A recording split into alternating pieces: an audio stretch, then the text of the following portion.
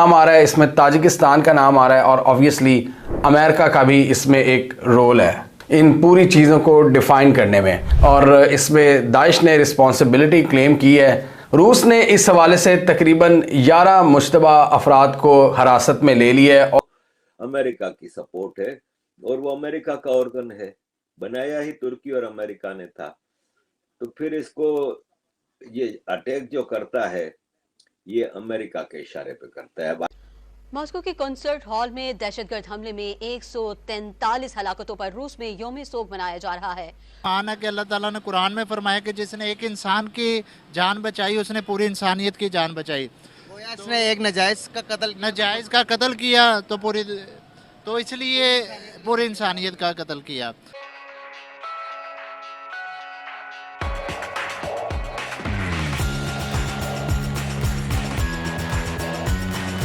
120 के करीब हलाकतें हो चुकी हैं और 200 से ज़ायद बंदा ज़ख्मी हैं। इन्होंने वहाँ पे एक्सप्लोसिव्स भी लगाए हुए थे, इन्होंने उनको भी उड़ाया और ऊपर वाला पूरा पोर्शन जल गया उस क्लब का। और अब हम देख रहे हैं कि मॉस्को में एक एमरजेंसी की कैफियत है और जितने भी बड़े बड़े फंक्शंस, इवेंट्स, कॉन्सर्ट्स ये सब इस वक्त कैंसिल हो चुके हैं और एक कर्फ्यू टाइप सूरत हाल है। और पुतिन ने कहा है कि हम इसका बदला लेंगे और रशिया अब कड़ियाँ मिलाने की कोशिश कर रहा है कि किसने ये हमला किया है। अभी इब्तदाई जो इसकी रिस्पॉन्सिबिलिटी है वो दाइश ने कबूल किया है। ये भी हम आगे देखेंगे कि क्या इनकी टसल है दाइश के साथ। दाइश ने कहा है कि हमने ये हमला इसको एग्जीक्यूट किया है, लेकिन अभी इंडिपेंडेंटली वेरीफाई नहीं किया जा सकता। इस हमले की बात करें तो 20 सालों में रूस की तारीख का सबसे डेडलीस्ट अटैक हुआ है ये, और जिसने रूस को हिलाकर रख दिया है। और ये हमें इस वक्त ये एनालाइज करना होगा, ये फैक्ट बहुत ज़रूरी है इसको समझते हुए कि ये रशिया यूक्रेन जंग के दौरान हुआ है ये हमला। और ये हमला तब हुआ है जब पुतिन अभी दोबारा सदर बने हैं। अभी एक हफ़्ता पहले इलेक्शंस हुए थे, प्रेसिडेंशियल इलेक्शंस, जिसमें पुतिन को तकरीबन 83 से 85% वोट्स मिले हैं और वो एक दफ़ा दोबारा मुंतखब हुए हैं। और रूस के जो अपोजिशन लीडर हैं, एक बहुत ही मशहूर इनके लीडर थे यंग अलेक्जे नावल्नी, उनकी भी हलाकत हुई थी हिरासत के दौरान। तो रूस में काफ़ी इवेंट्स हो रहे हैं, एक तरफ जंग हो रही है, अपोजिशन लीडर का मरना, फिर पुतिन का दोबारा सदर बनना और अब ये एक डेडली अटैक जिसने बहुत से लोगों की जानें ली हैं। अब हम देखते हैं कि ये किस किस्म की धमकियां लगा रहे हैं और किन किन ममालिक को लगाने जा रहे हैं और क्या इन्होंने कार्रवाइयाँ की हैं। ये बड़ा इंटरेस्टिंग है। इनकी जो FSB है, फेडरल सिक्योरिटी सर्विसेज, उन्होंने कहा है कि हमने जो चारों दहशतगर्द थे, जो 4 हमलावर थे, जो गनमैन थे, जो भाग रहे थे, हमने उनको पकड़ लिया है भागते हुए। उन्होंने कहा कि ये यूक्रेन के बॉर्डर की तरफ जा रहे थे जब हमने इनको पकड़ा है और इनके यूक्रेन के अंदर कॉन्टैक्ट्स थे, मतलब ये कुछ लोगों से राब्ते में थे यूक्रेन के अंदर, और अब इनको मॉस्को में ट्रांसफ़र किया जा रहा है। फेडरल सिक्योरिटी सर्विसेज ने क्रेमलिन यानी पुतिन के ऑफिस को बताया है कि हमने इन सारे दहशतगर्दों को पकड़ लिया है और अब हम इनकी जो आइडेंटिटी है उसको मालूम करने की कोशिश कर रहे हैं और ये सब अब हिरासत में हैं रूस की फोर्सेस के। अब रशियन ऑफिशियल्स ने जो डिटेल्स दी हैं वो बड़ी इंटरेस्टिंग है इस हवाले से। उन्होंने कहा कि जब हमलावरों ने अपनी कार्रवाई कंप्लीट कर ली तो ये एक रेनॉ व्हीकल में फरार हुए थे, बड़ा एक टॉप ब्रांड है। अब ये नहीं पता कि ये उस गाड़ी में आए थे ये या बाहर से इन्होंने कोई गाड़ी चोरी किया और उस पर ये फरार हुए थे। IS में भी कुछ ग्रुप्स हैं, जैसे दाइश खुरासान है जो वो अफगानिस्तान में पाकिस्तान की तरफ से धमाके करता है।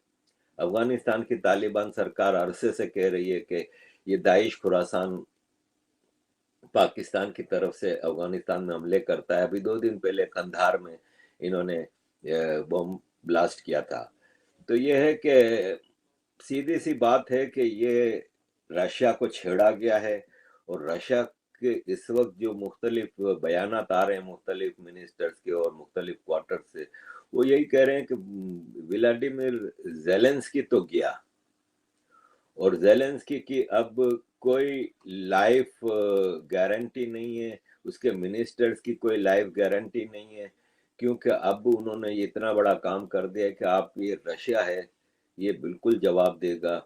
और कहीं से अब रशियन इंटेलिजेंस तो लगी हुई है, इंटेरोगेशन हो रहा है। जाहिर है ये स्लीपर सेल्स टाइप के लोग होते हैं ना, वो लिमिटेड जानते हैं चीजों को।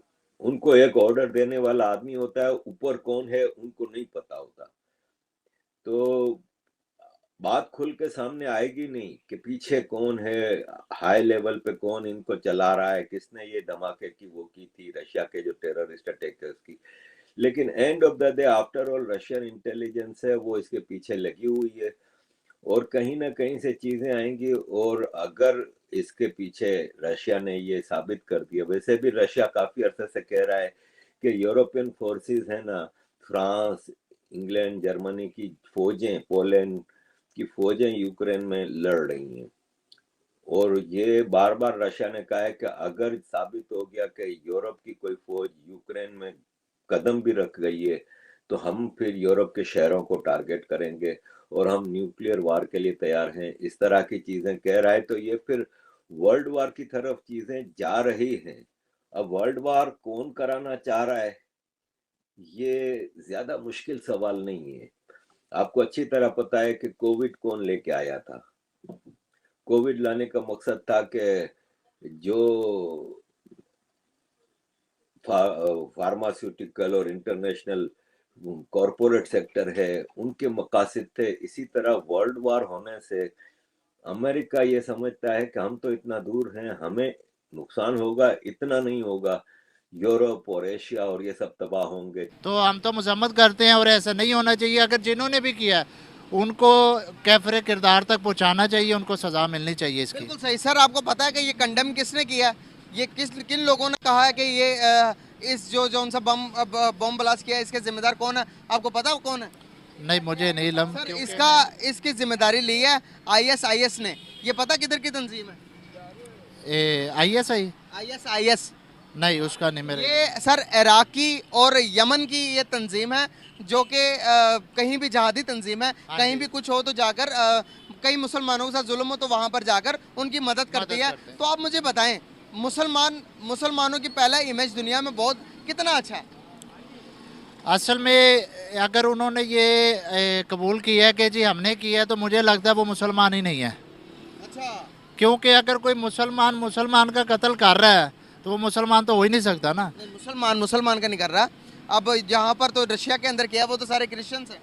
लेकिन मुसलमान ये इजाज़त तो नहीं देता ना। अगर इस्लाम तो इजाज़त नहीं देता, अगर क्रिश्चियन भी हैं, कोई भी कम्युनिटी है, उसको कत्ल करने की इजाज़त तो हमारे इस्लाम में नहीं है।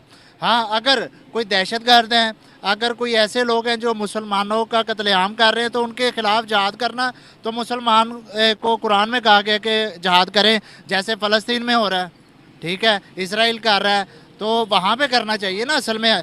बल्कि इराक़ को नहीं, पाकिस्तान को, जितने भी मुस्लिम ममालिक हैं, सबको चाहिए कि मिलजुल कर इसराइल की तरफ मुँह करना चाहिए, बजाय कि इस तरह के प्रोपेगेंडा करके मुसलमानों को बदनाम किया जा रहा है। और कोई इसमें इस तरह का मामला नहीं है। मुसलमानों को बदनाम कर रहे हैं कि जी वहाँ पे हमारे हज़ारों सैकड़ों लोग शहीद हो रहे हैं, उसका कोई पूछने वाला नहीं है, ठीक है। और जिन्होंने नहीं भी किया वो मुसलमानों पे डालकर सिर्फ ये बताना कि हम मुसलमानों के साथ अच्छा कर रहे हैं। यकीन करें, जब ये वाकया हुआ तो मैं कह रहा था कि भाई ये ऐसा ना हो जाए कि कहीं के हमारे मुसलमानों का कहीं नाम आ जाए। मैं तो दुआ कर रहा था कि वही हुआ जिस चीज़ का डर था। पूरी दुनिया के अंदर आप बताएं कि इमेज हमारी लोग हमें एक्सेप्ट नहीं कर रहे। लोग कह रहे हैं कि भाई मुसलमान है तो इसके अलग से लेके जाके चेकिंग करो। प्यारे भाई, कुरान में अल्लाह ताला ने फरमा दिया, जब हम उसको छोड़ देंगे तो हमारा बेड़ा गर्क होने से कोई नहीं रोक सकता, कि कुफार जो है वो हमारे दोस्त नहीं हो सकते। तो हम जब उनको अपना गले मिलेंगे, जफिए डालेंगे, तो फिर बेड़ा गर्क हम अपना खुद कर रहे हैं।